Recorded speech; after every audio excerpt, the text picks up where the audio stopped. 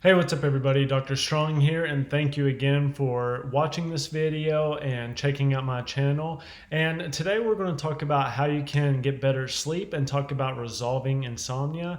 And then if you stay to the end, I'm going to share you my 10 tips for getting high quality sleep.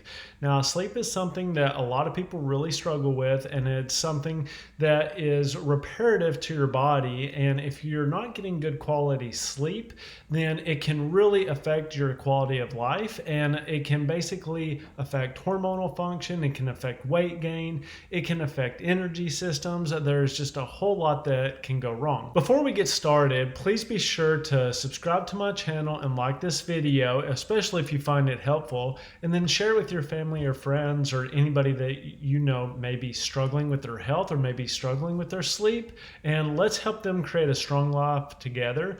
And by subscribing, liking, and sharing, you help me accomplish my mission of reaching as many people as possible to resolve their chronic health conditions so that they can have the highest quality of life. Now, let's get into the topic today. So, are you getting enough sleep at night? Do you have problems falling asleep or staying asleep?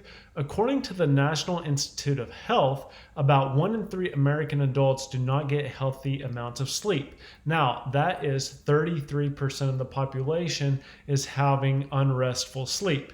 And stress can be a main problem when it comes to restful sleep. Now, the NIH, or National Institute of Health, says that adults need 7 to 8 hours of sleep each night to stay in good mental and physical health. And that promotes good quality of life and avoids increased risk of injury. And then they recommend these tips for getting a good night's sleep, which I will share with you at the end of the video. Now, it is recommended that men only need about 6 to 7 hours of sleep at night. Sorry, ladies, but it is recommended that you need at least 8 to 9 hours of sleep. And that's just because your physiology is a little bit different than men's, and we can actually handle the low amount of sleep better and tolerate that better than women can. If you suffer from insomnia, then you understand the seriousness of simply not getting a good night's sleep. So if you've ever met somebody who struggles with insomnia, they have dark circles under their eyes, they have to use caffeine to get through their day, then you know what I'm talking about. Your whole world around you appears to crumble when you can't get a good quality of 6 to 8 hours of deep REM sleep. Your work life, your family life, all suffer. Now, in today's video, we're going to be hitting on a few key things to consider to solve the insomnia or to get better sleep. Now, to begin, remember that awakening after a few hours of sleep and not being able to get back asleep is often a rebound from what you ate or drank hours before. So if you can cut out, or if you can make sure that you're eating at least 2 hours before you go to bed, then that can be a big help as well. Now, high sugar, alcohol, highly spiced foods, and of course caffeinated drinks are often the culprits when it comes to not getting good quality sleep. Now, if you are unknowingly deficient in chromium, vanadium, manganese, and other nutrients, you can experience hypoglycemic rebounds in a few hours where you abruptly wake up and are unable to drift back to sleep. So again, those are chromium, vanadium, manganese, and other nutrients. Those will cause hypoglycemic rebounds, which cause you to awake. Let's consider something called the happy hormones that lead to restful sleep. One of these hormones is serotonin. That's your happy hormone, but it also goes into your sleep cycle. Now, this is what antidepressants like Prozac work on. They are SSRIs, selective serotonin reuptake inhibitors, and we make serotonin from the amino acid tryptophan. So if you're protein deficient, this can be a big problem, or if you're tryptophan deficient and you feel depressed all the time, then you may be protein deficient or tryptophan deficient. Unfortunately, as we age, we are faced with an overload of stress and the level of serotonin suffers. That's why so many people are taking SSRIs now, because they're experiencing, they're probably not eating enough protein and these serotonin levels are decreasing. Now, dozens of studies show that low tryptophan levels lead to insomnia, awakening feeling unrested, and the inability to stay asleep after getting there, and just lying there all night watching the clock. Now, for over a quarter of a century, literally dozens of studies have proven this amino acid produces a great sleep in many, and with no side effects or hangovers. So if you're taking another sleep aid, if you're taking sleeping pills or something like that, which can be very dangerous, you want to be careful and maybe try just adding tryptophan into your nightly routine. In fact, folks have better mental clarity during the day. Furthermore, it improves daytime depression, PMS, fibromyalgia, and anxiety, as well as carbohydrate cravings. Now, binge eating and even alcohol recovery can benefit from supplementing amino acids. Now, one that I like is called essential amino acids or amino acid synergy from Designs for Health. That is one that I personally take. I take it about twice a day. And if you've ever read the book, The Search for the Perfect Protein, it makes a lot of sense why you want to use essential amino acids as part of your daily routine. Now, from a functional medicine position, it is important to know that a simple B6 or zinc deficiency can contribute to insomnia.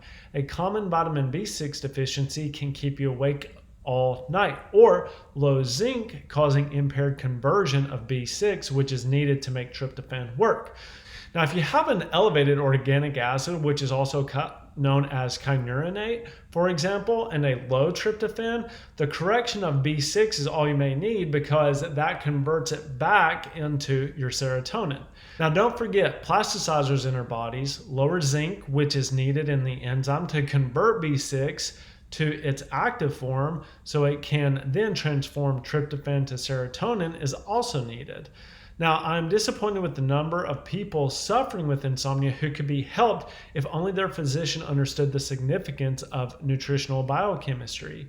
So when we look at this, we can look at essential amino acids and adding B6 that can really help these people who are struggling with insomnia. Now, it comes down to finding the cause of the cause, or the root cause. Remember that as important as serotonin is for sleep and moods, most of serotonin is not made in the brain. Here's a shocker.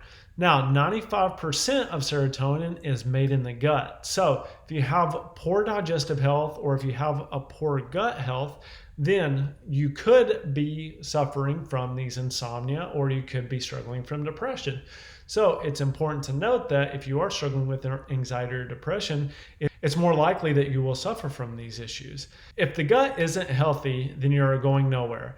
If you have gas, bloating, alternating diarrhea, or constipation or other gut issues, then your chances of solving your insomnia problem may be futile until you fix your gut. So until you fix the gut issue, you may always have the sleep issue. The secret is to find a doctor who understands the probable underlying causes of insomnia and knows how to do the proper testing to discover what needs to be fixed. So you can do simple B vitamin tests to see if you are low in B vitamins, and then that can help you. Or you can try supplementing with some amino acids or adding B6 into your routine. Now, it can really be as simple as that. Now, here are 10 additional tips that I promised that can really help you get a better night's rest. So, one is go to sleep at the same time each night and get up at the same time each morning, even on weekends. So try not to fall out of routine even on the weekends. Now, don't take naps after 3 p.m. and don't nap longer than 20 minutes. So little power naps can help if you really need it, but try not to take naps after 3 p.m. because that can throw off your circadian rhythm. Stay away from caffeine and alcohol late in the day because that can really ramp up your brain and cause you, especially if you sit there and fiddle your thumbs all night and you just can't go to sleep because your brain is constantly going, that can be a big issue. Avoid nicotine completely because that can actually get the brain going and it can keep the brain from shutting down. Get regular exercise, but not within 2 to 3 hours of bedtime. So make sure that you're at least exercising or walking for 30 minutes a day, but not too late in the day.